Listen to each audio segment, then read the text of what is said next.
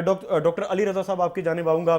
ماشاءاللہ آپ کا 18 سال کا تجربہ ہے یو کے میں. آپ نے امپیریل کالج آف لنڈن سے ماشاءاللہ آپ نے وہاں ٹریننگ وہاں سے لی اور اس کے بعد آپ نے سرو بھی کیا. آپ بھی پاکستان آئے ہیں اور یقیناً ان حالات کو مد نظر رکھتے ہوئے آئے ہیں. سب سے پہلے تو ڈاکٹر صاحب آپ سے یہ جاننا چاہوں گا کہ یہ اینڈوکرائنولوجی ہے کیا؟ یہ اس کو تھوڑا سا سمجھنے کے لیے ہمارے دیکھنے والوں کو. جی یہ بڑا اچھا کویشچن کیا ہے, کیونکہ میں سمجھتا ہوں کہ بہت سے لوگوں کو اینڈوکرائنولوجی کا علم ہی نہیں ہے, کانسیپٹ ہی نہیں کہ یہ کیا فیلڈ ہے, ایسی کون سی میڈیکل فیلڈ ہے جو کہ اینڈوکرائنولوجی ہے. تو بیسکلی اینڈوکرائنولوجی یہ جسے ہم کہتے ہیں کہ یہ اسٹڈی آف ہارمونس, اینڈوکرائنولوجی ایک ایسی سائنس ہے جس میں ہم ہارمونز اور گلینڈ کے بارے میں ڈیل کرتے ہیں. اچھا ٹھیک ہے. تو آپ دیکھیں جو ہارمونس ہماری باڈی میں یہ بہت اہم رول ادا کرتے ہیں. ٹھیک ہے. جیسا کہ ڈاکٹر صفدر نے بڑے مفصل طریقے سے ڈائبٹیز کے بارے میں بتایا. اور ڈائبٹیز بھی ایک ہارمونل ڈس آرڈر ہے. اس میں دیکھیں جو کہ انسولین کی ڈیفیشنسی جسے ٹائپ 1 ڈائبٹیز کہتے ہیں, یا انسولین ریزسٹنس جسے ٹائپ 2 ڈائبٹیز کہتے ہیں, یہ بھی ایک ہارمونل ڈس آرڈر ہے. رائٹ. لیکن ڈائبٹیز کے بعد جو موسٹ کامن ڈس آرڈر ہے اسے کہتے ہیں تھائرائڈ پرابلم. رائٹ. جو تھائرائڈ کی پرابلم بہت کامن ہے. ٹھیک ہے. یہ سیکنڈ موسٹ کامن ڈس آرڈر ہے. رائٹ. اس میں under active thyroid, hypo thyroid, یا جس میں تھائرائڈ ہارمونس کم مقدار میں ہوتا ہے. اگر میں غلط نہیں ہوں تو یہ خواتین میں بہت پائی جاتی ہے. Absolutely right. جی بالکل ایسا ہی ہے, کیونکہ یہ نارملی آٹو امیون ڈیزیز ہے جو کہ نارملی فیمیل میں زیادہ ہوتا ہے. ٹھیک ہے. تو یہ اس وجہ سے جو پریگنینسی میں بھی پرابلم ہوتی ہے. یس, اگر کوئی پیشنٹ انڈر ایکٹیو تھائرائڈ ہوتا ہے تو اس کو سب سے پہلے تو ان کو کنسیپشن میں بہت پرابلم ہوتی ہے. تو ہم میک شیور کرتے ہیں کہ ان کے جو ہارمونز نارمل ہوں جب وہ کنسیپشن کے لیے سوچ رہے ہوں. اور دوسری امپورٹنٹ بات اس میں یہ ہے کہ جو ایون جب اوور ایکٹیو تھائرائڈ بھی ہوتا ہے اس میں بھی پریگنینسی ریلیٹڈ پرابلمس کافی زیادہ ہوتے ہیں. تو یہ نہ صرف عورتوں میں, یہ مردوں میں بھی ہو سکتا ہے. اور اس میں جب انڈر ایکٹیو تھائرائڈ ہے اس میں بہت سے سمٹمز اور بھی ہوتے ہیں, جیسے کہ انڈر ایکٹیو تھائرائڈ میں لوگ ان میں کمزوری ہوتی ہے, وہ ویٹ گین کرتے ہیں. ٹھیک ہے. وہ لیتھارجک ٹائرڈ فیل کرتے ہیں. ٹھیک ہے. تو ان کے بہت سے اس ہارمونل ڈس آرڈر میں بہت سے سمٹمز ہوتے ہیں. ٹھیک ہے. اور اس طرح جو اوور ایکٹیو تھائرائڈ ہے یا جسے ہائپر تھائرائڈزم کہتے ہیں, اس کے سمٹمز ڈفرینٹ ہے, اس سے بالکل اپوزٹ ہے. اچھا. ہاں. اس میں یہ ہوتا ہے کہ ویٹ جو ہے نا وہ لاس ہوتا ہے, ایپیٹائٹ زیادہ ہوتی ہے, اور کھانا کھانے کے باوجود لوگ ویٹ لوز کرنا شروع کر دیتے ہیں. ہارٹ ریٹ بہت تیز ہوتا ہے, لوگوں کو پیلپٹیشن ہوتی ہے, پیشنٹس سفرز ود پیلپٹیشن. ٹھیک ہے. اور اس کے علاوہ انزائٹی, ایجیٹیشن, آپ جو فیمیل میں جو ان کا مینسٹرل ارریگولیرٹیز ہو جاتی ہے. اور اس کا بھی کامن کاز آٹومیون ڈس آرڈر ہے. ٹھیک ہے.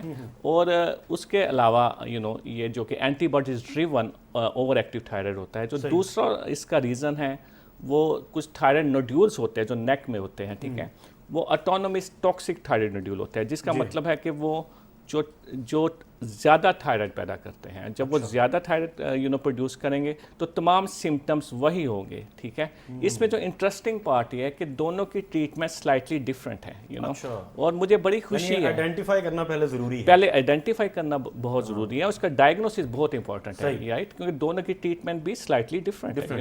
کیونکہ اس کے میڈیکل ٹریٹمنٹ کے علاوہ ڈیفینیٹیو ٹریٹمنٹ ہے جس میں ہم some times radio active iodine بھی یوز کرتے ہیں. ٹھیک ہے. اور جو مجھے بہت خوشی ہے کہ جو ہمارا سینٹر ہے جس میں جیسے کہ ڈاکٹر صفدر نے ڈائبٹیز کے بارے میں بتایا, تو یہ ہمارا centre basically diabetes endocrine weight loss centre ہے. تو میں اینڈوکرائن کے بارے میں بتانا چاہتا ہوں. تو اس سینٹر میں تھائرائڈ ریلیٹڈ جتنی بھی ہارمونل ڈس آرڈر ہے اس کا پراپر ڈائگنوسس کیا جائے گا. اور اس تھائرائڈ گلینڈ کے لیے جو الٹرا ساؤنڈ ریکوائر ہوتا ہے وہ بھی کیا جا سکتا ہے. ٹھیک ہے. اور ڈائگنوسس کے لیے سم ٹائمس ہمیں ایک ٹیسٹ کرنا ہوتا ہے جسے کہتے ہیں fine needle aspiration. Right. FNAC. وہ بھی ادھر پرفارم کیا جائے گا. ٹھیک ہے. اور اس جہاں تک اینڈوکرائنولوجی فیلڈ ہے تو اس میں صرف تھائرائڈ نہیں ہے, اس میں بہت سے دوسرے ہارمونس بھی ہیں. جیسے برین میں پیچیوٹری گلینڈ ہوتا ہے. ٹھیک ہے. جو کہ بہت سے ہارمونس پیدا کرتا ہے, جیسے growth hormone, steroid hormone, sex hormones. ان کی زیادتی یا کمی کی وجہ سے ہارمونل امبیلنس ہو جاتا ہے, اور ان کا ڈائگنوسس اور ٹریٹمنٹ بہت امپورٹنٹ ہے. رائٹ.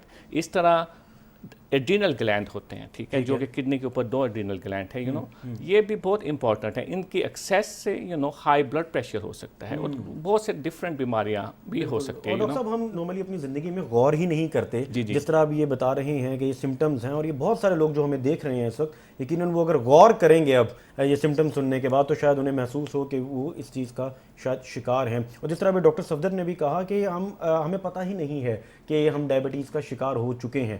لہٰذا اس حوالے سے جو سینٹر یہاں پر بننے جا رہا ہے, پرائم ہیلتھ ہب جو ہے, یہ انشاءاللہ یہاں پر آپ کو وہ تمام تر سہولیات دی جائیں گی اور خاص طور پر ڈائگنوز کیا جائے گا. جی ڈاکٹر صاحب آپ کنٹینیو کریں. بالکل, جیسا کہ میں بتا رہا تھا کہ جو یہ اینڈوکرینالوجی یہ بہت بڑی فیلڈ ہے, اس میں صرف ڈائبٹیز, تھائرائڈ نہیں ہے, اور اس میں جیسے میں مینشن کر چکا ہوں کہ پیچیوٹری گلینڈ جو کہ بہت سے ہارمونز پیدا کرتا ہے, جیسے گروتھ ہارمونز, اسٹیرائڈ ہارمونز, اور اس طرح میل اور female reproductive hormones, sex hormones, یہ تمام ہارمونز ان کا ڈائگنوسس اور پھر مینجمنٹ انشاءاللہ اس سینٹر میں ہوگی.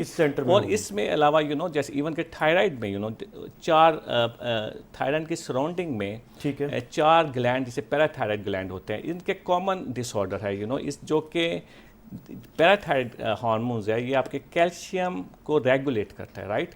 اور اگر کیلشیم کی زیادتی ہو جائے تو اس سے بہت سے ڈفرینٹ قسم کی مسئلے ہو جاتے ہیں, اور اس میں کہ آپ کو کڈنی پرابلم ہو سکتا ہے, کڈنی سٹونز ہو سکتے ہیں, اور آسٹیوپروسس ہو سکتا ہے. اور مجھے بہت خوشی ہے کہ اس سینٹر میں ہمارے پاس آسٹیوپروسس کے ڈائگنوسس کے لیے, جو کہ پوسٹ مینوپوزل ویمن میں بہت کامن ہے, ہمارے پاس ڈیکسا اسکین کی سہولت بھی موجود ہے. اچھا, ہاں, اور انشاءاللہ آئی تھنک کہ آئی ایم لکنگ فارورڈ کہ اس میں اس سینٹر میں ہم کمپلیٹ ہارمونل ڈائگنوسس اور مینجمنٹ پلان ہوگا. اور اس میں ایک اور بات میں مینشن کرنا چاہتا ہوں کہ ہمارے کچھ ہارمون ریلیٹڈ بیماریاں ایسی ہیں جن کا سمپل ڈائگنوسس نہیں ہوتا. اس کے لیے ہمیں کچھ ڈائنامک ٹیسٹ کرنے ہوتے ہیں. اس کا مطلب ہے کہ ہمیں پیشنٹ کو ایڈمٹ کرنا ہوتا ہے, some times just for few hours patients ہمارے سینٹر پہ آئے گا, ہمیں کچھ دیر کے لیے ان کے اپنے سینٹر میں رکھنا پڑے گا, ہمیں کچھ ہارمونز کرنے پڑیں گے. اور یہ ڈائگنوسس بہت امپورٹنٹ ہے. یہ جو ٹیسٹ ہوں گے یہ بھی وہیں پر سہولیات ہوں گی؟ جی, ہمارے پاس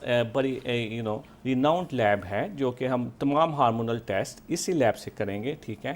اور یعنی کہیں اور جانا نہیں پڑے گا, جو بھی کسی کو, چونکہ پریشان بہت ہوتے ہیں لوگ ایسی صورتحال میں, تو وہ پراپر ان کو کنسلٹ کیا جائے. بالکل ایسے ہی ہے. بالکل.